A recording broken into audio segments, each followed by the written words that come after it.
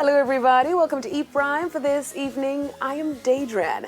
Grammy Award-winning musician and producer Stephen Marley is in album mode, but this time, a reimagination of classics from his father, Bob Marley. Stephen, along with renowned producer James Jimmy Malcolm, cousin of his father, have come together to produce the album The Journey Continues, which incorporates diverse global rhythms. Malcolm has been in Germany recording orchestras and more recently in Kenya, recording different percussions and choral singers. Now, according to Malcolm, he will eventually replace Bob Marley's voice on the tracks with Stephen and other members of the family, adding that, quote, "I just need that inspiration from Bob directly. I thought when Bob passed, that was it. And yet here I am, 40-something years later, still working with him," end quote.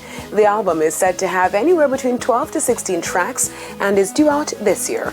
The Journey Continues follows Africa Unite, released last week, which features Afrobeat versions of Bob's songs. Now, still on Stephen, he has extended his U.S. Old Soul Unplugged tour.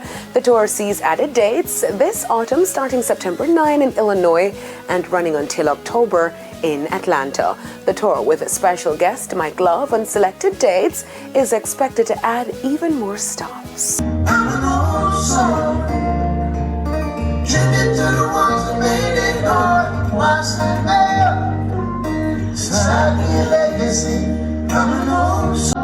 Now, Taylor Swift's 2014 mega hit Blank Space is back on the charts. Swift's former 7-week #1 hit from her LP 1989 re-entered the Billboard Hot 100 charts this week, marking its first appearance on the survey since its initial 36-week chart run 2014 to 2015.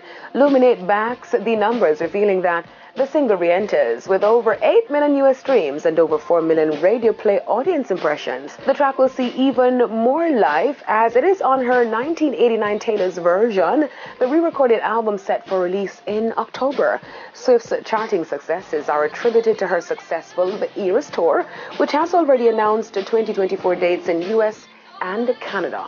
This will be Swift's fourth re-recorded project, with the previous 3 all hitting #1 on the Billboard Hot 100. That's it for E Prime this evening. I'm Daedran. Thank you for watching.